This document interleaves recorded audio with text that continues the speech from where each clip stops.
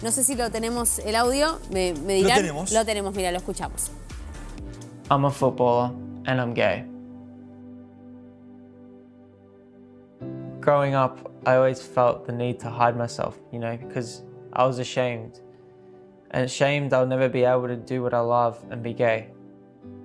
You know, hiding who I truly am to pursue a dream I always wished for as a kid. Entonces vamos a hablar un poco de cómo es ser futbolista hoy en el siglo XXI, por qué hay tantos excluidos, ¿no? Dentro de un estilo que parece seguir la heteronorma, donde la homosexualidad parece estar fuertemente estigmatizada, donde hay que hablar de cierta forma, hay que tener cierto tipo de cuerpo, hay que no mostrar emociones. Y justamente él escribió un libro sobre este tema, pero además fue futbolista, entonces conoce muy bien cómo es el rubro.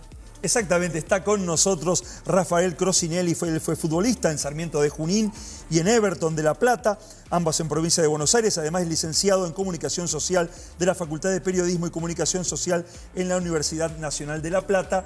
¿Cómo estás? Buenas tardes. Ahí Agustina tiene el libro que ha sacado nuestro amigo acá, Rafael, Cuerpos que... y el no, ¿no es cierto? ¿No importan o importan? ¿Cómo estás, Rafael? ¿Qué tal, Daniel, Agustina, todo el equipo? Muchas gracias por la invitación y precisamente el título invita a eso, a repensar y a una doble lectura los chicos profesionales por un lado y el gran porcentaje que según una estadística del INDEC, del 100% que se inicia en novena división, tan solo entre un 2 y 3% llega a firmar contrato como profesional. Entonces, lo que vemos ahí en la televisión o lo que vamos a ver hoy a la noche en el seleccionado nacional, son todos esos cuerpos que importan. Pero lo que yo trato también de repensar, además de esos, es qué pasa con todo ese porcentaje que mencionaba hoy, el 97 y 98 según el INDEC, y con todos esos chicos que no llegan a cobrar trascendencia en los medios, en los diarios.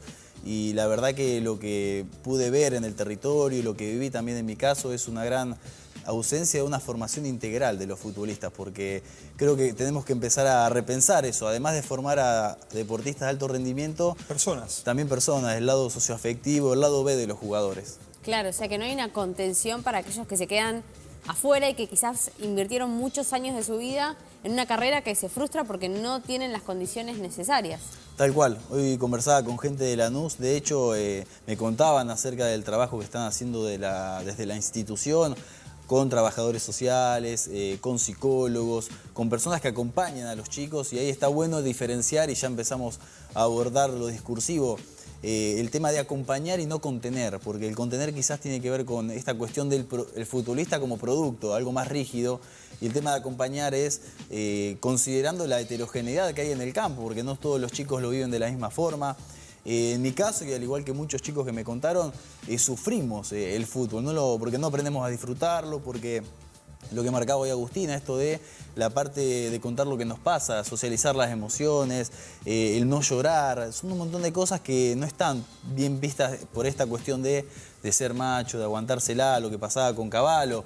Da muestra, si bien es un gran paso que dimos socialmente, una conquista, el poder abordar estos temas, el que haya producciones de este estilo, pero también que sea noticia y que recorra todo el mundo al ser el primer futbolista en actividad, sí, da muestra de que es un ambiente súper cerrado y conservador. Bueno, tan cerrado que digamos, muchos chicos, por decirlo de alguna manera, ya que está tan en boga, ahora salen del closet o del armario una vez que terminan la carrera de futbolista. No se animan a decirlo mientras están en la actividad.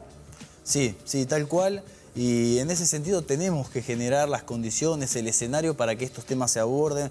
Yo lo que hago desde mi humilde lugar y mi corta trayectoria es analizar el vestuario como escenario político del futbolista. Porque bien o mal el jugador tiene una gran relevancia política en la esfera social y se los prepara a los chicos, se les da las herramientas para que reconozcan eso, para que sepan, por ejemplo, el día de mañana poder declarar. Y en esta formación integral que digo, es brindarles educación financiera para que sepan qué hacer. Yo analizo lo que hacen los chicos con el primer sueldo, por ejemplo. Educación sexual también. Y estímulos que vayan más allá de la pelota.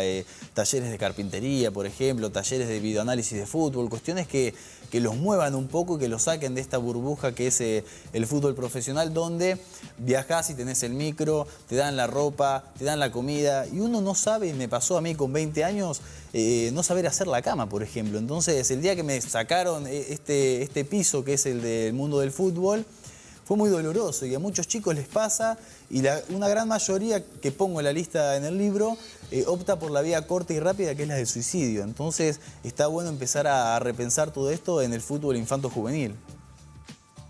Totalmente, y además pensaba, recién decías, ¿qué hacen con el primer sueldo? ¿Qué es lo primero que hace un futbolista? Y ahí tengo que hacer mención a la historia del fútbol en Argentina, que tiene un gran arraigo popular. Los chicos muchas veces, y en la actualidad sobre todo, apuestan en el fútbol como salvación económica. Sí, Muchas claro. familias Sí. depositan eso, y eso genera una gran carga en los chicos. Y a mí, siendo quizás de clase media, me pasó también de apropiar esto de querer vivir del fútbol sin necesidad de hacerlo. Mis padres son profesionales en otras cuestiones, ninguno es deportista. Entonces, respondiendo a tu pregunta, hacían diversas cosas como invertirlo en la casa para, por ejemplo, hacerse un baño porque tenían el baño afuera, Sí. comprarse ropa porque no tenían ropa. Entonces son chicos que siempre se manejaron con lo justo y muchas veces menos de lo necesario. Entonces querían llenarse el placar, me decían. O en uno de los casos se compraba un auto, se daba un gustito, me decía. Sí, el auto. Entonces, en cosas materiales que, por ejemplo, históricamente Grigolo, hay una anécdota famosa de Sebastián Verón con Marcos Rojo, les dicen los más experimentados a los chicos, y ahí es donde tienen que generar los clubes los espacios como para, por ejemplo, comprarse la casa, que es lo básico y debería ser el primer paso para que a partir de ahí los chicos empiecen a desarrollarse en otras cosas. Claro, pienso en otro tema de actualidad que también involucra al fútbol, una noticia que se conoció en las últimas horas, que los abusos que se denunciaron en las inferiores de Independiente, finalmente los acusados van a ir a juicio. Ahora son 6 personas, un árbitro, RRPP del club. Digo, todo eso también es parte de este sistema que vos planteás, donde estas cuestiones se silencian. Digo, ¿no? Como Sí. Prostitución de menores, cuestiones muy complicadas atrás de ese negocio. Sí, muchas veces hago una pequeña referencia a lo que es el mandato de la masculinidad, este mandato de ser hombre que se forja a partir del silencio que hacías mención vos, o a partir de la risa u omisión de alguna forma, Claro. que permite, digamos, que el sistema se mantenga de esta manera. Yo analizo el chiste del jabón, qué quiere decir, este triángulo de la masculinidad donde hay un protagonista, una víctima y un testigo que es el que legitima a través de la risa o el silencio que todo perdure de la misma forma. Y lo que pasa en el caso de muchas veces quizá masculinidad, o he hecho presentaciones en Junín, y prefiero abordar bajo el título de, y vuelvo a lo discursivo, del ser hombre, que quizás a personas que presentan resistencia en torno a la temática o a cuestiones de género, quizás uno se le pueda acercar de esa forma. Y en esto de ser hombre pasa el tema de la sexualidad, como abordábamos al comienzo de la nota con Josh Cavallo, o el tema que hacía mención a el sufrir en silencio, porque muchos chicos que han tenido contacto con el libro me han dicho: qué loco, pertenecíamos al mismo plantel, viajábamos juntos, sufríamos lo mismo, pero ninguno de los dos sabía acerca del sufrimiento del otro. Claro. Y tiene que ver con esta cosa de ser hombre, de uno se junta con un amigo y pocas veces queda... Los hombres no lloran, digamos. Exactamente, esto de cómo estás vos, qué te pasa. Claro. Hablamos de cuestiones más generales, deporte, algo de política quizás, pero el cómo está cada uno lo canaliza, se hace mucho daño a uno mismo, y luego, y ejemplifico con el último caso en el fútbol argentino, están los casos del Morro García, donde son futbolistas, un cuerpo que importa en ese caso, porque era futbolista de Godoy Cruz, canaliza muchas cosas que le pasan por dentro porque no lo pueden poner en palabras, y optan por esto del suicidio, o un trabajo de Rita Segato, una autora feminista en Brasil, donde indica que la mayor tasa de suicidios en la población se da en los hombres, en un gran porcentaje, sobre las mujeres. Y esto también da muestra de qué nos está pasando. O sea, empecemos a repensar esto de la forma de ser hombre que tenemos, que es cruel y que nos terminamos haciendo mucho daño. Ahora, evidentemente es un trabajo que debería empezar en las inferiores, esto que estás diciendo vos, ¿no? Porque es para trabajarlo y mucho desde ahí. Desde el jugador integral, en esto que vos decís, no se termina la vida el día que dejaste de jugar. Muchos de los chicos que arrancaron no llegan a primera división, tienen mucha expectativa ahí. Uno como padre lo ha visto cuando va a ver a mi hijo jugar al fútbol, los padres absolutamente sacados, gritando, incluso gritándoles a su propio hijo, puteándolos porque se le escapó una pelota o porque cerraron un gol o porque pasó alguna situación. Digamos, no hay contención, y me parece que ahí es donde hay que apuntar Vos contabas el caso de Independiente, que es un caso extremo, pero son cosas que pasan en el fútbol. Y el tema de la masculinidad en el fútbol realmente es un tema que no está abordado y por eso me parece tan importante este libro. De hecho, hablas de la palabra puto, digo, de cómo se utiliza, ¿no? En la cancha, que no es igual a lo que pasa quizás en el resto de los ambientes de la vida. Tienen una connotación especial. Digo, pensando también en el caso de este futbolista que se asume, se declara homosexual, digo, teniendo que dar explicaciones de lo que hace en su vida privada y las represalias que eso puede tener en el vestuario, pero en la cancha. Digo, en una hinchada argentina ya me imagino lo que podría pasar. Imagínate saliendo a la cancha habiendo declarado que sos gay. Todo lo que te van a gritar. Primero, quizás tu compañero no lográs la contención, pero después salir a la cancha de esa manera. Por eso no lo dicen después que termina la carrera. Sí, la complejidad del libro quizás fue el salirme de este espacio, salirme del mundo del fútbol, del vestuario y pasar a una aula académica para empezar a analizar y desnaturalizar todo esto que decimos, porque cuando yo estaba en el vestuario, los temas, por ejemplo, la cosificación de la mujer, esto de referirse despectivamente a un compañero, era la norma precisamente. Claro. Entonces hay que desnaturalizarlo, hay que generar las condiciones para que los chicos, yo muchas veces a partir de preguntas genéricas analizaba, bueno, ¿qué pasaría si un compañero manifestase ser homosexual? Y ellos me decían, no pasa nada, lo aceptaríamos, que no tengo dudas que quizás sí, pero cuando vos analizabas la manera de relacionarse en el vestuario, esto del insulto, esto de referirse despectivamente o la manera de comunicarse de los chicos, te das cuenta que hay una gran carga homofóbica y que haría ruido por lo menos. Y ese ruido que genera es porque no está habilitado, no está tratado el tema. Y por eso, por ejemplo, uno no quiere llorar. O los chicos me contaban cuando quedaban libres, que es una instancia muy dolorosa para quienes quieren vivir del fútbol. Esperaban a estar solos en sus cuartos para poder llorar porque si lloraban adelante de un compañero, uno iba a ser débil, pero salgo y lo abordo en lo personal.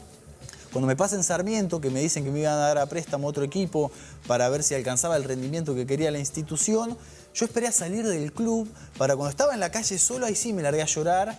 Y la verdad que, porque no quería demostrar de alguna forma debilidad, hoy lo miro retrospectivamente, que el libro me permitió eso, poner en palabras un montón de experiencias y cosas que me pasaron, y digo, ¿cómo está de nocivo el ambiente y cuántas cosas tenemos que empezar a repensar? Porque la verdad que el fútbol que tenemos en cuanto a lo socioafectivo no está bueno y me parece que son un montón de cosas que intento aportar desde el libro, desde mi lugar. Te costó mucho porque hay muchas entrevistas en el libro, realmente es muy interesante y en un momento hacer referencia que te cuesta que el jugador hable. Sí. Que hable de esto, que no de empiece hecho, a mirar para otro lado. Tienen una forma muy similar todos los jugadores, o la gran mayoría de jugadores, de hablar. Una misma cadencia, una misma forma de expresarse. ¿Eso también marca el estar adentro? Tal cual, tiene que ver con un deber ser eso precisamente, Claro. donde uno quiere responder o si no aparece la sanción enseguida. Yo recuerdo que en el último tiempo del libro, cuando todavía jugaba en Everton de La Plata, uno de los chicos un día se acercó y me dijo, che, pero ¿por qué no te cortás el pelo y la barba? Claro, porque para pertenecer al colectivo hay que tener el corte de gradé, una barba bien arreglada y vestir de una forma. Entonces cuando uno se corre un poquito de esa norma, yo tenía el pelo un poco más largo, la barba también descuidada, pero porque lo sentía así, o no ¿Te tenía, gustaba así, punto? Claro, o no tenía el tiempo quizás. Pero los chicos enseguida apareció esto de, che, ¿por qué? ¿Qué te está pasando? ¿Está todo bien? Y de esa forma se sanciona un poco al que quiere ser diferente. Entonces, pero está naturalizado justamente y creo que nos debemos un montón de discusiones en torno a esto.